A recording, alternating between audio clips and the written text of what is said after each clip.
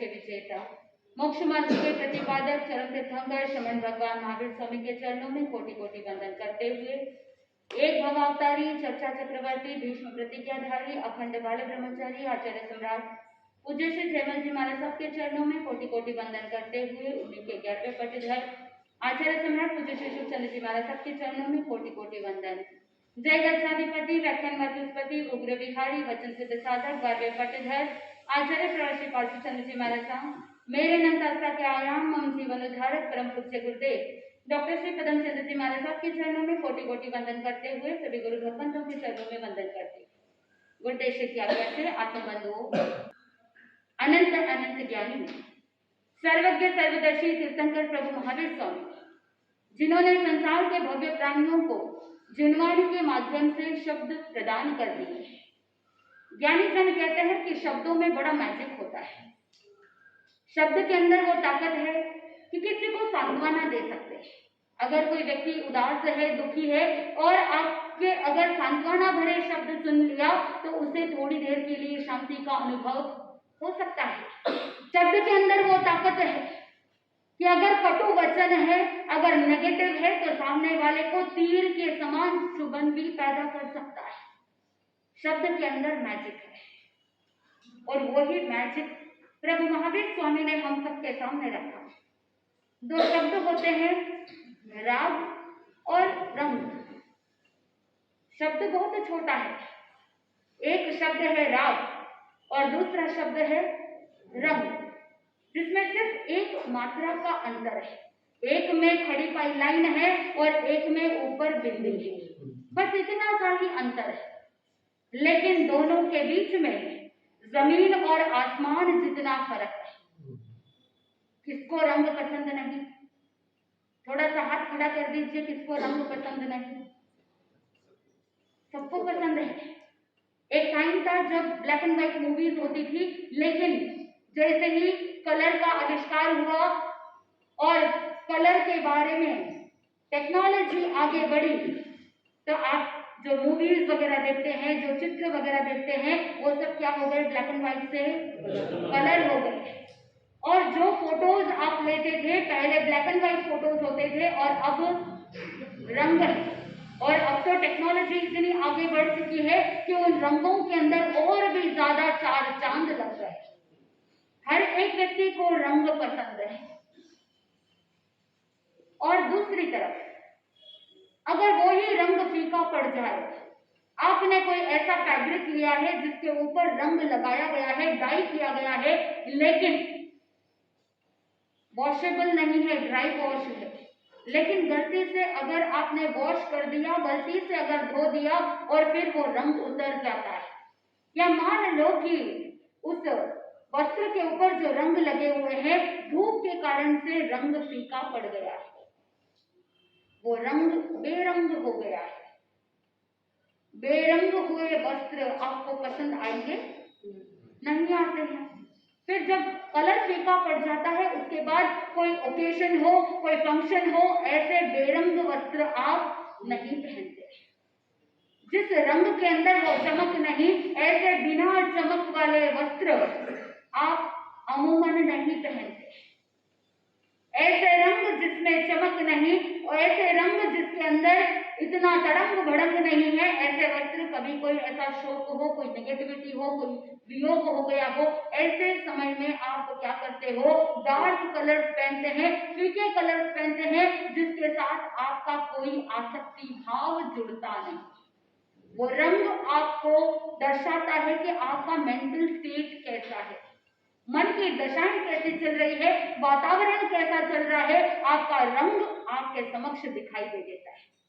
केवल वस्त्र के रंग ही नहीं, चेहरे का रंग देख करके भी व्यक्ति का पहचान जाते हैं कि ये व्यक्ति अभी अच्छे मूड में है या ये व्यक्ति, अरे बोल तो दीजिए, चेहरे का रंग अगर उड़ा हुआ है तो व्यक्ति सामने वाला समझ जाता है कि अभी तो इससे कुछ कहना उचित नहीं है, क्योंकि इसका मूड खराब है। किस समय ये रंग बेरंग हो जाएगा और किस समय ये पारा ऊपर चढ़ जाएगा, पता नहीं चलेगा। तो ये सारा खेल किसका है? रंग का है। और इसी रंग के पीछे जो आसक्ति भाव या अच्छे बुरे की भावना जुड़ी हुई है, उसी का नाम है राग। राग के भी कलर्स है। जब व्यक्ति अनेक प्रकार के कलर्स को पसंद करता है, आपका फेवरेट कलर कौन सा? किसी को रेड पसंद है, किसी को येलो पसंद है, किसी को ब्लू पसंद है, तो किसी को कोई कलर पसंद है। किसी को कह दे कि रंग चूज नहीं करना है, बिना रंग की लाइफ कैसी होती है, थोड़ा सा अगर सोचने के लिए अगर कह दे, तभी आप सोचने को भी तैयार नहीं होते। किसी को बिना रंग के कोई जीवन में कोई वस्तु, कोई पदार्थ नहीं पसंद है। बेरंग होना किसी को पसंद नहीं है। आत्मबंधु जीवन के अंदर अध्यात्म दृष्टि से भी चिंतन करे या आत्मा की दृष्टि से या मन की दृष्टि से भी चिंतन करे, तो आपके पास केवल द्रव्य से ही नहीं, भाव से भी अनेक रंग है। वही राग जिसके अनेक रंग, क्रोध के रूप में हो सकता है, मान के रूप में हो सकता है, माया के रूप में, कषायों के रूप में, या ईर्ष्या वृत्ति के रूप में, या घृणा के रूप में। अनेक प्रकार के कलर्स है, जिसमें पॉजिटिव इमोशंस भी है, जिसमें नेगेटिव इमोशंस भी है। कोई भय संबंधित होंगे तो कोई राग भाव, प्रेम भाव के संबंधित होंगे। Love based emotions and fear based emotions, ये सारे इमोशंस किसके साथ जुड़े हुए हैं? राग के साथ जुड़े हुए। और जो राग को जीत लेता है, उसे क्या कहा? वीतराग। आत्मबंधु शब्द के अंदर सिर्फ एक एक मात्रा का अंतर है। जब रंग बेरंग हो जाता है तो उसी के लिए आप उदास हो जाते। वही अगर राग के अंदर से जो पावर है, वो राग का पावर दूर हो जाता है, तो वो क्या बन जाता है? बैराग हो जाता है। एक तरफ व्यक्ति बेरंग हो रहा है और दूसरी तरफ वो व्यक्ति बैराग की ओर जा रहा है। शब्द के अंदर थोड़ा सा ही अंतर है। राग है, रंग है, बेरंग है, बैराग है। और जब व्यक्ति बेरंग हो जाता है तो वो बड़ा उदास हो जाता है। लेकिन जब भीतर से वैराग की भावना आ जाती है तो वह व्यक्ति उदास नहीं, उदासीन हो जाता है। कितना फर्क है? सिर्फ शब्द का फर्क है। लाइफ बहुत इजी है, धर्म भी बहुत इजी है। राग है, रंग है, बेरंग है, बैराग है, और दूसरी तरफ उदास है तो इधर उदासीन है। जब व्यक्ति उदास हो जाता है तो मन के अंदर उथल पुथल मच जाती है। रास्ता नजर नहीं आता, क्या करूं, कहां जाऊं, कैसे इस उदास भाव से बाहर निकलूं, कैसे खुश हो जाऊं, रास्ता नहीं मिलता। लेकिन जो व्यक्ति उदासीन हो जाता है तो सहज में ही रास्ता मिल जाता है। और स्वयं उदासीन भाव ही एक मार्ग है, रास्ता है, जो साधक को अपने साथ जो लगे हुए कर्म है, उन कर्मों से दूर होने के लिए प्रयत्न करता है। जहां पर रंग है उसी का नाम है द्रव्य लेशिया। आत्मबंधुओं जो कलर्स है उसी का नाम क्या है? द्रव्य लेशिया। और जो रंग के साथ राग जुड़ा हुआ है, जो भाव जुड़े हुए हैं, उसी का नाम क्या है? भाव लेशिया। सिंपल है कि नहीं? बहुत सिंपल है कि एक तरफ रंग है जो द्रव्य लेशा है और दूसरी तरफ राग है, उसी का नाम भाव लेशा है। और जब साधक के जीवन में कर्म का लेश जुड़ा हुआ है, लेश का मतलब है गम। आप एक पेज को दूसरे पेज के साथ तो किससे जोड़ते हैं? या तो स्टेपलर पिन से जोड़ते हैं या गम से जोड़ देते हैं। और जब स्टेपल पिन किया हुआ रहता है तो उसे आसानी से अलग किया जा सकता है। लेकिन अगर गम से अच्छे से चिपकाया है तो थोड़ी मेहनत करते हैं तो निकल सकता है। लेकिन अगर फेविक्विक, फेविस्टिक या फेविकॉल से चिपका दिया जाए तो क्या वो अलग हो सकता है? नहीं हो सकता है, क्योंकि अगर फेविक्विक से चिपका दिया तो वस्तु टूट जाएगी, लेकिन अलग नहीं किया जा सकता।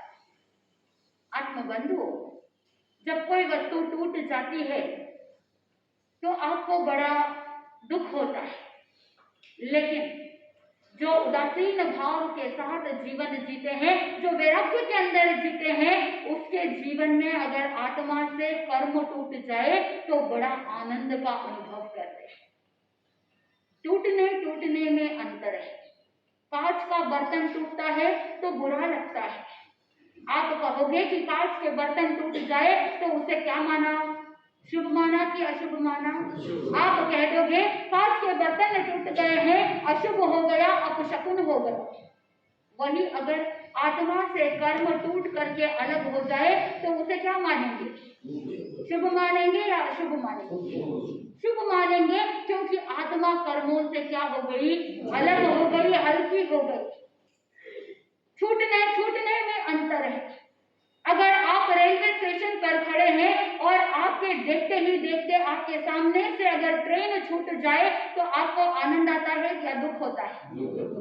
दुख होता है। क्यों? आपके टिकट वेस्ट हो गए, पैसे वेस्ट हो गए, टिकट वेस्ट हो गया, टाइम वेस्ट हो गया। आपने बहुत सारा दूसरा काम सोचा था, उस काम को छोड़ करके, उसे पोस्टपोन करके आपने अपने ट्रैवल को प्लान किया था, लेकिन ट्रेन छूट जाने के कारण से सब कुछ वेस्ट हो गया। दुख होगा या खुशी होगी? दुख होगा। क्यों? क्योंकि वहां पर राग भाव जुड़ा हुआ है, वहां पर मन के अंदर चिंतन है, धन के प्रति, समय के प्रति राग भाव है। आपने सोचा था कि मुझे ये कार्य कंप्लीट करने थे, लेकिन क्योंकि ट्रेन छूट गई तो सामने जो कार्य करना था वो भी क्या हो गया, मिस हो गया। आत्मबंधु, जीवन के अंदर आप बहुत कुछ मिस कर देते हैं। ट्रेन अगर छूट जाती है तो बड़ा दुख होता है, लेकिन अगर जिनवानी छूट जाती है तो दुख होता है। प्रवचन का टाइम था और अगर उस समय कभी कुछ ऐसी सिचुएशन आ जाती है, कुछ ऐसे आवश्यक कार्य आ जाते हैं जिसके कारण से प्रवचन सुन नहीं पाते हैं, तो उस समय आपका प्रवचन मिस हो जाता है, छूट जाता है, आप उस दिन अटेंड नहीं कर पाते। दुख होता है क्या? बहुत कम ऐसे विरले जीव होते हैं जिनके मन में थोड़ा सा दुख होता है, वो मिस करते हैं कि आज मेरा जिनवाणी सुनना मिस हो गया। वो जो शुद्ध सामायिक करने का अवसर मिला था, प्रभु की वाणी सुनने का अवसर मिला था, लेकिन वो छूट गया क्योंकि अभी तक राग रंग के अंदर उलझे हुए हैं। क्योंकि राग रंग के अंदर उलझे हुए हैं, हम निवृत्त नहीं हो पाए, इसीलिए प्रवचन भी सुनना रह गया। आत्मबंधु, शब्दों में मैजिक है और वही मैजिक भगवान महावीर स्वामी ने अपने जीवन में किया। जैसे कोई एक वस्तु होती है, मिट्टी का गोला है और उस मिट्टी के गोले के अंदर पानी है, पानी से मिट्टी के सारे कण एक दूसरे के साथ चिपके हुए हैं और आपने उस मिट्टी के गोले को लिया और दीवार पर डाल दिया। वो दीवार पर कितनी देर तक चिपका हुआ रहेगा? जब तक पानी का लेश है तब तक वो मिट्टी का गोला दीवार पर चिपका हुआ रहेगा, और जैसे ही मिट्टी का लेश पानी का खत्म हो जाएगा तो वो मिट्टी का गोला फिर करके नीचे गिर जाएगा। वही अगर उस मिट्टी के गोले में गम डाला हुआ है, उसके अंदर सीमेंट और एडेसिव्स डाले हुए हैं जिससे गमिक मटेरियल डाला हुआ है, ऐसे मिट्टी के गोले को दीवार पर लगाने पर क्या होगा? चिपक जाएगा। वो मिट्टी का गोला सूख जाएगा, फिर भी वो दीवार पर चिपका हुआ रहेगा। क्यों? क्योंकि उसका जो लेश है, उसका जो गम है, वो बहुत ज्यादा तीव्र है। ठीक उसी प्रकार रंग की इंटेंसिटी अगर ज्यादा हो तो वो रंग भी डार्क दिखेगा, वो रंग ब्राइट दिखेगा। आपके पास बहुत सारे वेरिएशंस है, कलर्स है, चाहे डार्क कलर्स होंगे, ब्राइट कलर्स होंगे, पेस्टल कलर्स होंगे, और बहुत बार ऐसा होता है कि जो प्राइमरी कलर्स है, जो बेसिक कलर्स है, काला, नीला, लाल, पीला, सफेद, उसमें एक दूसरे के साथ अलग अलग कॉम्बिनेशन से मिक्स करते हैं तो और भी नए नए कलर्स आपको मिल जाएंगे।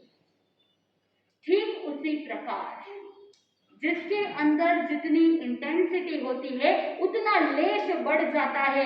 ठीक उसी प्रकार अगर राग के साथ भी अलग अलग प्रकार की इंटेंसिटी जुड़ जाती है और वही इंटेंसिटी होती है शुभ और अशुभ की भावना। और वो गम होता है राग और द्वेष का। जितना ज्यादा राग द्वेष का गम अगर चिपका हुआ रहेगा, वो कर्म पुद्गल आत्मा के साथ उसी इंटेंसिटी के साथ चिपक जाते हैं कि बहुत मेहनत करते हैं, तब जाकर के वो क्या करेगा, गिर जाएगा। कुछ कर्म ऐसे होते हैं जिसके साथ गमिंग मटेरियल बहुत कम है, यानी राग द्वेष की भावना कम है, जिसके साथ शुभ अशुभ की भावना कम है, और जब भावनाएं कम हो जाती है, गमिंग मटेरियल कम हो जाता है, तो वो आत्मा के साथ लंबे समय तक चिपका हुआ नहीं रहेगा।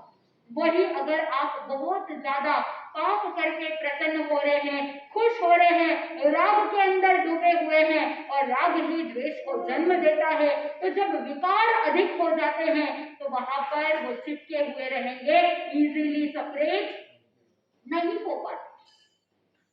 यही है द्रव्य लेश्या और भाव लेश्या। और जब ये साधक लेश्याओं से मुक्त हो जाता है, शुद्धता की ओर आगे बढ़ जाता है, तो वही राग से वैराग्य की ओर चले जाते हैं। वर्तमान के जीवन में जन्म से ही वैराग्य की भावना फूट फूट करके भरी हुई थी। कल हम सुन रहे थे कि किस तरह से वर्तमान को शस्त्र विद्या सीखने के लिए दक्षिणेश्वर आचार्य के पास भेजा गया, और जब शिक्षा प्रारंभ हुई तो उनके हाथ में धनुष दिया गया, बाण दिए गए, और आचार्य ने कहा कि वर्तमान उस वृक्ष पर पक्षी है, उस पक्षी पर क्या करो, निशाना साधो। और उसी समय धनुष को खड़ा किया, बाण धनुष के लगा दिया, और प्रत्यंचा खींचने के लिए ही तैयार हुए थे। और उसी समय आचार्य ने कहा कि तुम अपना फोकस बनाओ और उस पक्षी पर निशाना साधो। तुरंत आचार्य ने जैसा सोचा था वैसा कुछ भी नहीं हुआ, क्योंकि वर्धमान ने जो प्रत्यंचा को खींचने की तैयारी की थी और धनुष को जैसे डायरेक्शन पक्षी की तरफ किया था, उन्होंने डायरेक्शन बदल दिया और अपने सीने की तरफ निशाना बना दिया। आत्मबंधु दक्षिणेश्वर आचार्य सोचने लगे कि वर्धमान क्या कर रहा है। उसी समय कह दिया, वर्धमान ये तुम क्या कर रहे हो। उस समय वर्धमान के मन में प्राणी मात्र के प्रति इतनी अनुकंपा की भावना थी, वो कहने लगे कि आचार्य मैं बस ये देखना चाहता हूँ कि तीर का निशाना जब सीधा सीने को लगता है तो उसकी चुभन कैसी होती है। मैं महसूस करना चाहता हूँ कि जब तीर लग जाता है तो दर्द कैसा होता है, दर्द का मैं अनुभव करना चाहता हूँ। इसीलिए है आचार्य आप मुझे मत कहिए।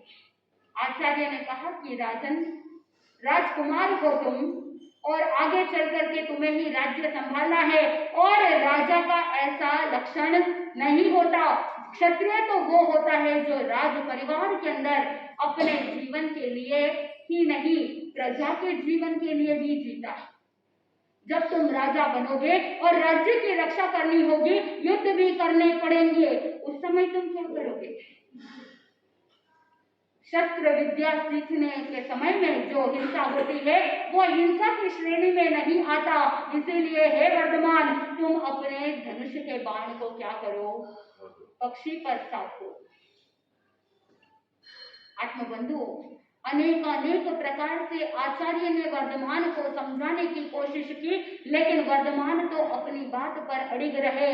वो कहने लगे कि हिंसा तो हिंसा होती है, जानबूझ करके करो या अनजाने में करो, हिंसा तो हिंसा होती है। चाहे शस्त्र विद्या सीखने के समय में हिंसा हो या चाहे राज्य करते समय हिंसा हो, हिंसा तो क्या है, हिंसा है। और वर्धमान कहने लगे, मैं ऐसे राज्य का राज्य करूंगा ही नहीं जहां पर राज्य की सुरक्षा के लिए हिंसा करनी पड़े। मैं तो ऐसे राज्य का निर्माण करूंगा जहां पर किसी के भीतर शत्रुता रहे ही नहीं। मैं शत्रु पर विजय प्राप्त नहीं करूंगा, लेकिन शत्रु के मन में जो शत्रुता है उस शत्रुता का नाश करने के लिए प्रयास करूंगा। मैं ऐसे राज्य की स्थापना करूंगा कि जिस राज्य में कहीं पर किसी के लिए कोई शत्रुता का भाव रहे ही नहीं। हर क्षेत्र में हर एक जीव के मन में मैत्री की ही भावना हो, ऐसे राज्य की स्थापना करना ही मेरा परम लक्ष्य है।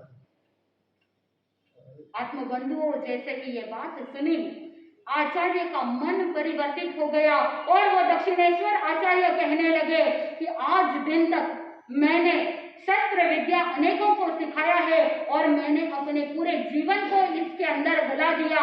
मैं हमेशा यही सोचता रहा कि शस्त्र विद्या अगर आएगी तो हम अपनी सुरक्षा कर सकते हैं, लेकिन वास्तव के अंदर वर्तमान आप जो कह रहे हैं प्रत्येक वाक्य भी सत्य है, क्योंकि जब तक शत्रु के अंदर से शत्रुता के भाव दूर नहीं होंगे तब तक भले ही कितना भी दंड दे दो लेकिन उससे कोई वांछित लाभ मिलने वाला नहीं है। मन के अंदर अगर खोट है, मन के अंदर अगर शत्रुता की भावना है, मन के अंदर अगर द्वेष की भावना है तो चाहे कितना भी किसी को भी दंड दे दो लेकिन वो सुधरेंगे क्या? शत्रु को नाश करने से पहले उसके अंदर जो शत्रुता की भावना है उसे अगर दूर करेंगे तो संघ समाज के अंदर खुशहाली रहेगी, देश समृद्ध बनेगा और हर एक व्यक्ति सुखपूर्वक जीवन यापन कर सकता है। ये ऐसा शुभ संदेश देने वाले कौन? वर्धमान बालक अवस्था के अंदर ही इतनी बड़ी शिक्षा देकर के चले गए कि उन्होंने यही कहा, शत्रु को नहीं शत्रुता का नाश करो। आत्मबंधु,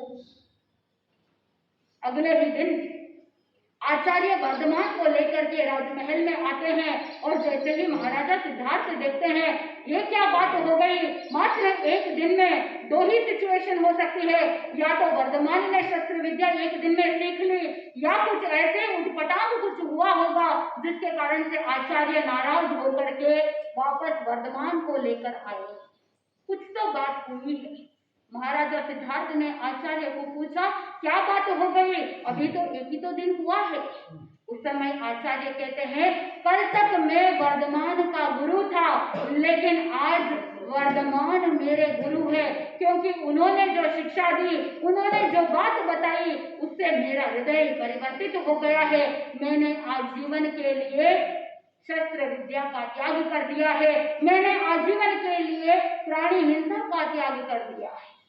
आत्मबंधु, महाराजा सिद्धार्थ सोचने लगे कहीं वर्धमान के अंदर कहीं एक ऐसे सम्राट का तो निवास नहीं है कि जहां पर सम्राट होने की परिभाषा ही बदल जाए। उनके मन में थोड़ी सी चिंता होने लगी कि आगे आने वाले भविष्य में वर्धमान किस प्रकार का सम्राट बनेगा, वो वास्तव के अंदर इस राज्य को राज करने वाला सम्राट बनेगा या किस प्रकार का सम्राट बनेगा, वो सोचने लगे। लेकिन वर्धमान के भीतर वैराग्य कूट कूट करके भरा हुआ था और उसी वैराग्य को दर्शाने के लिए, वैराग्य भी 4 प्रकार के होते हैं। थानाम सूत्र के 4थे थाने में 4 प्रकार के वैराग्य बताए गए और उन्हीं 4 प्रकार के वैराग्य को समझने के लिए 4 प्रकार के गोले बता दिए गए। सबसे पहला गोला है मोम का गोला। मोम का गोला, मोम मतलब वैक्स। मोम का गोला जब अग्नि का ताप लगता है तो वो मोम क्या हो जाता है? पिघल जाता है।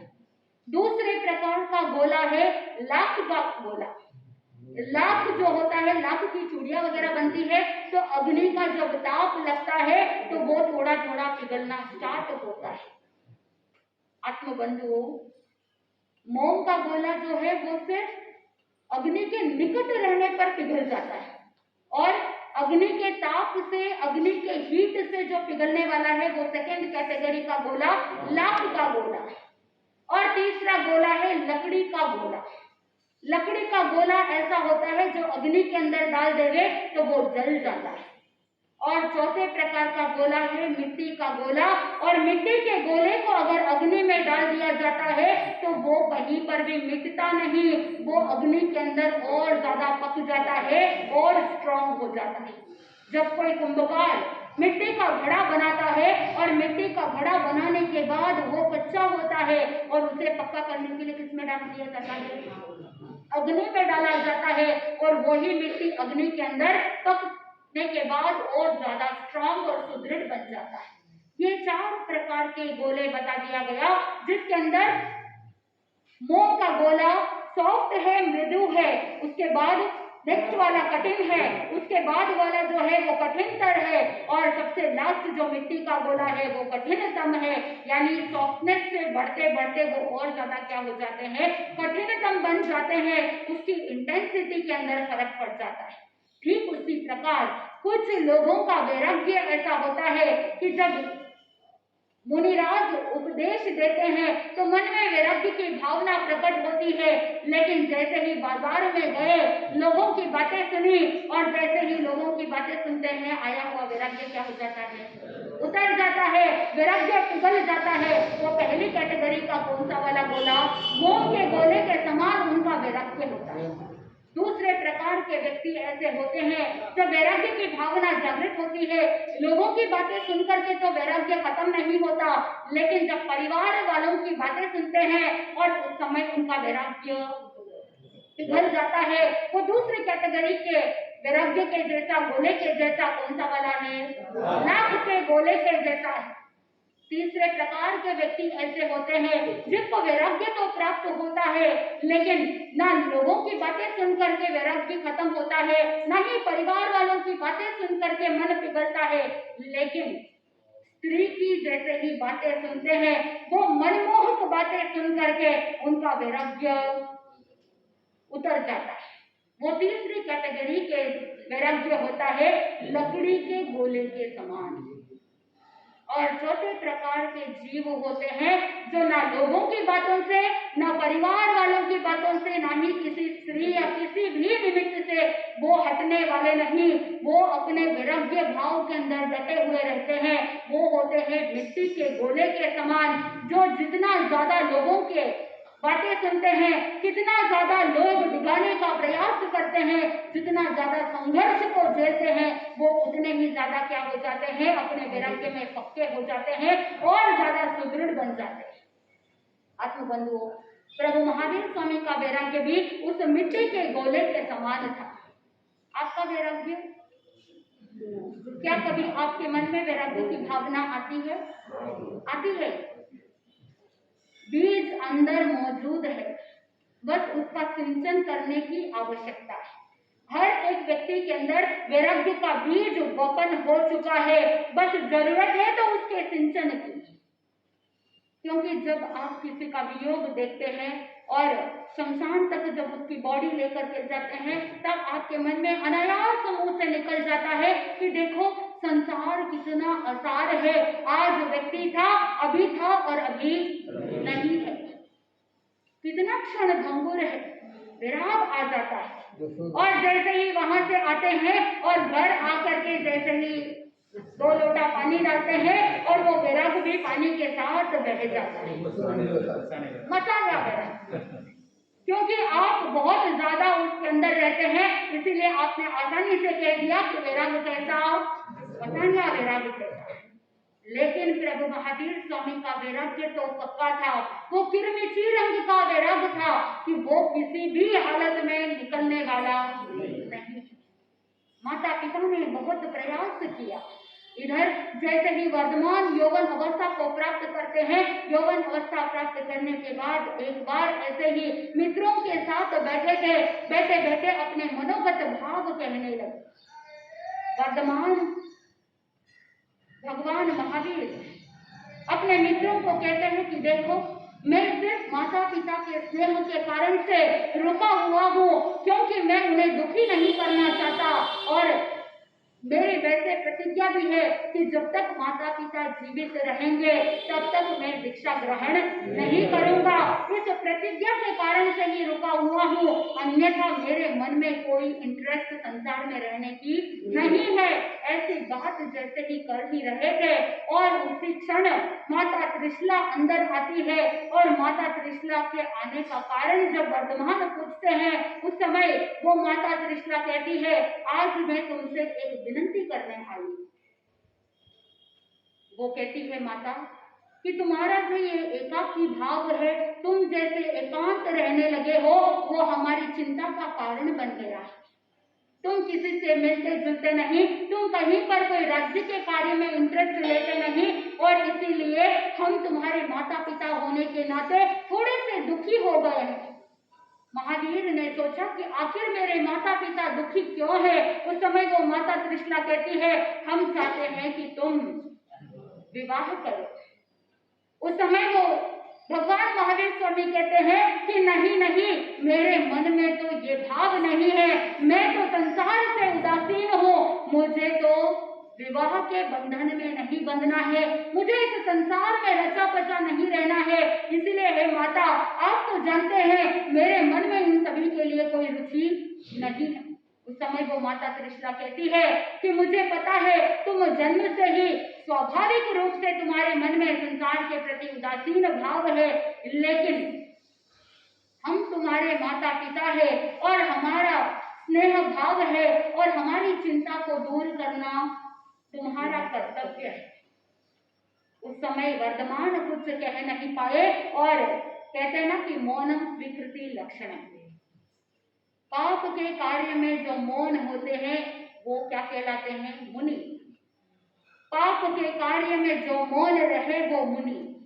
और भावों से तो वो द्रव्य से तो ग्रस्त थे, लेकिन भावों से क्या थे? मुनि जीवन ही व्यतीत कर रहे थे। उस समय माता पिता को मना नहीं कर पाए, स्वीकृति दे दी और राजा समरवीर की पुत्री यशोदा के साथ उनका विवाह हो गया और कालांतर के अंदर एक पुत्री की भी प्राप्ति हो गई। उसका नाम रखा गया प्रियदर्शन। लेकिन गृहस्थ जीवन में रहते हुए भी वो निर्लिप्त भाव से रह रहे थे।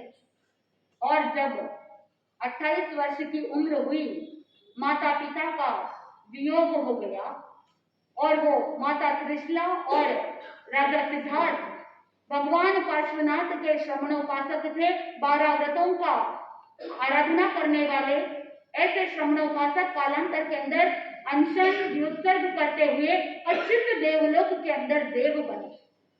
कहते हैं कि अच्युत देवलोक से आगे चल करके महाविदेह क्षेत्र में मनुष्य जन्म को प्राप्त करेंगे और वहां पर उत्कृष्ट संयम की साधना करते हुए सिद्ध बुद्ध और मुक्त हो जाएंगे। आत्मबंधु, ऐसे वीर माता पिता के पुत्र के रूप में वर्धमान है। 28 वर्ष की उम्र, अब प्रतिज्ञा भी पूरी हो गई। गर्भ में जो प्रतिज्ञा ली थी वो पूर्ण हो गई। अब वो नंदीवर्धन बड़े भाई के पास जाकर के कहते हैं कि भाई, आप मुझे आज्ञा दे दीजिए, मुझे दीक्षा लेनी है। अब तो मुझे क्या करना है? आगे बढ़ना है। लेकिन वहां पर नंदीवर्धन ने कहा, अभी अभी तो माता पिता का वियोग हो गया है, वो दुख भी नहीं झेल पा रहा हूं, अगर तुम भी चले जाओगे तो मेरा कैसा होगा? उस समय 2 वर्ष के लिए अवधि मांगी नंदीवर्धन ने। महावीर स्वामी ने पूछा कि कितने टाइम पीरियड तक? एक सीमा तो होगी, नहीं तो आगे से आगे बढ़ाते रहेंगे। उस समय नंदीवर्धन ने कहा कि 2 वर्ष के अंदर अंदर मैं शोक से मुक्त हो जाऊंगा, उसके बाद आप जैसा चाहो वैसा कर सकते हो। वर्धमान ने कहा कि कोई बात नहीं भाई, के लिए इतना तो कर ही सकते। एक पहले जो रोका हुआ था माता पिता के स्नेह ने रोका, और अब कौन रोक रहा है? भाई के स्नेह ने रोका। वो नंदीवर्धन कहने लग जाता है कि बस माता पिता का स्नेह था, इसलिए तुम इतने वर्ष तक रुके रहे, मेरा स्नेह कोई वैल्यू नहीं है क्या? अनेक प्रकार से वो नंदीवर्धन जब कहते हैं तो आखिर में मन के अंदर यही सोचा कि भाई जो है मेरा सांसारिक, वो दुखी हो रहा है, और उनके मन में तो यही भाव थे कि मेरे निमित्त से कभी कोई भी जीव दुखी नहीं होगा।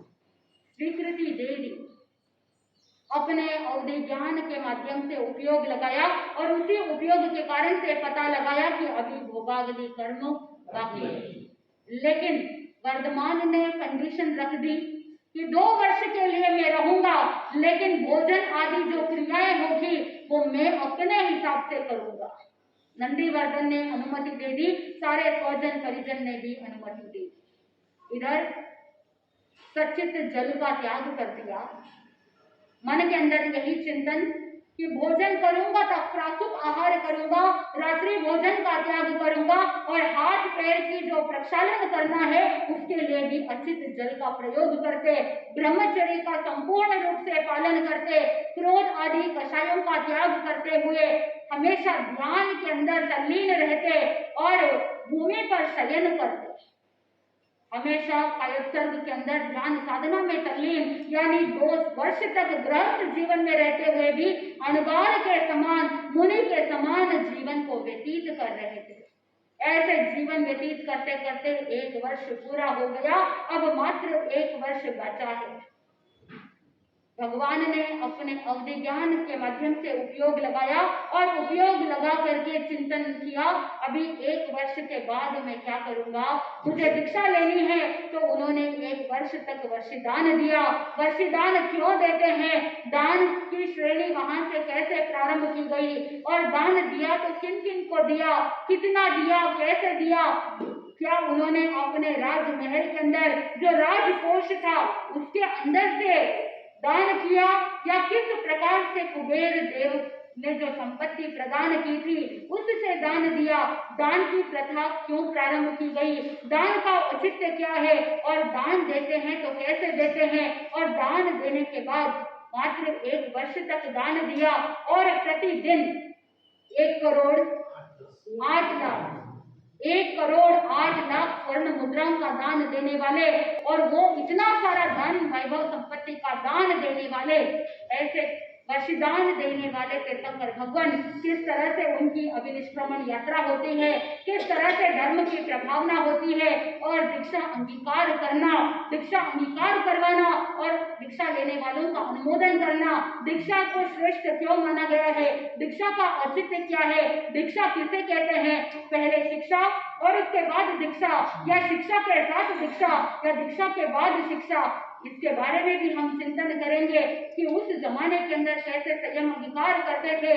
और साथ में गुरु होते हैं तो गुरु के मुखारविंद से दीक्षा लेते हैं, तो तीर्थंकर भगवान किसकी आज्ञा लेकर के दीक्षा लेते हैं, कैसे अपने जीवन के अंदर आगे बढ़ते हैं, और संयम अंगीकार करने के प्रथम दिन ही कैसे उपसर्गों का क्रम प्रारंभ होता है, उनका साधना काल कैसे प्रारंभ होता है, और निरंतर 12 वर्ष तक जो उपसर्गों की श्रृंखला आने वाली है उसके लिए इंद्र महाराज कैसे उनसे रिक्वेस्ट करते हैं, और वहां पर कर्म सिद्धांत का कैसे निरूपण किया जाता है। जैसे जैसे हम सुनेंगे हमारे भीतर से जो ज्ञान अंदर दबा हुआ है उस ज्ञान को प्रकट करने के लिए हम प्रयत्नशील रहेंगे। तो राग रंग से ऊपर उठ करके जीवन में वैराग्य की ओर आगे बढ़ने की प्रेरणा प्रभु महावीर स्वामी ने दी।